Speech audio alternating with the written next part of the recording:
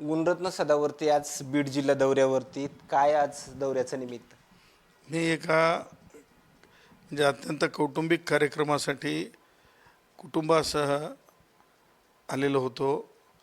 दहीफळे कुटुंबाचा लग्न सोहळा होता आणि त्यासाठी ह्या जिल्ह्यात येण्याचं निमित्त होतं. दोनच प्रश्न घेतो. मनोज जरांगे पाटील यांनी आज मोठं आंदोलन उभा करणार असल्याचं वक्तव्य केलंय. मला असं वाटतं की आता हे सगळं हास्यास्पद आहे आणि त्यामुळं त्यावर जास्त बोलण्याचं काही गरज नाही आणि तेवढंच पुरेसं आहे त्यांना. देशमुख प्रकरणामध्ये धनंजय मुंडेंनी म्हणजे जनभावना पाहता मंत्रिपदाचा राजीनामा दिला होता. मात्र आता परत त्यांना मंत्रिपदावरती घ्यावं अशी मागणी मुख्यमंत्र्यांकडे थेट केली. मात्र त्याकडे कसं? बघा, लोकप्रियतेवर आधारित जनता मागणी करत असते. लोकशाहीमध्ये मागणी करण्याचा सर्वश्रुत अधिकार आहे आणि म्हणजे लोकनेते गोपीनाथरावजी मुंडे साहेब असतील किंवा पंकजाताई असतील किंवा धनंजय मुंडे साहेब असतील, हे सगळेजण तळागाळातल्या शेवटच्या माणसापर्यंत काम करतात, वंचितांसाठी काम करतात आणि त्यामुळे मला असं वाटतं की जनभावना हे सर्वोच्च नेत्यापर्यंत मांडणं हे जनतेचं कर्तव्य आहे आणि त्यावर योग्य वेळी निर्णय घेणं ते मुख्य नेतृत्वाचं कर्तव्य असते. तर राधाकृष्ण विखे पाटील म्हणतायत की ओबीसी आरक्षणाला कुठल्याही प्रकारे धक्का लागला नाही. मला वाटतं त्यांनी डेटा घेतला नाही. त्यांनी डेटा घ्यावा.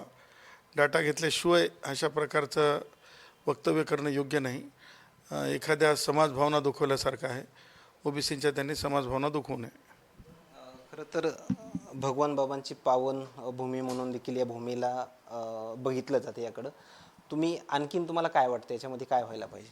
मला असं वाटतं की बीडचा काही म्हणजे बीड आणि अहिल्यानगर या दोन जिल्ह्यांच्या मध्यस्थी जे आहे भगवान गड आहे आणि मला असं वाटतं की भगवान बाबांची जी शिकवण आहे की शेती विका पण मुलांना शिकवा, शेती विका पण मुलांना शिकवा, ह्या म्हणीनुसार म्हणजे मला असं वाटतं की हे फारच तत्त्वज्ञानिक गोष्ट आहे आणि देशामध्ये तत्त्वज्ञानावर आधारित विद्यापीठ नाही आहे.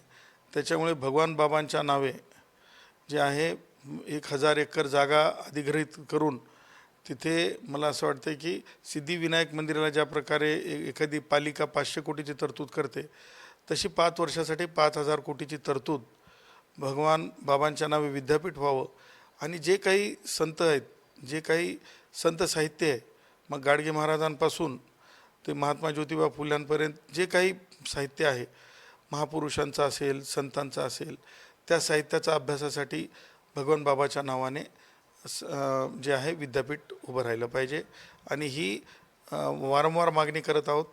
आणि मी सगळ्याच लोकप्रतिनिधींना, जे कोणी संत साहित्याचा मान राखतात, जे कोणी वारकरी आहेत, जे कोणी महापुरुषांच्या विचारांनी चालणार आहेत, त्या सगळ्यांना सूर्योदयच्या माध्यमातून मी विनंती करेल आणि सूर्योदयलासुद्धा मी विनंती करेल की विद्यापीठाचा लढा सूर्योदयनेसुद्धा पुढं न्यावा आणि खरोखर सूर्योदय चॅनल खूप चांगलं काम करत आहे.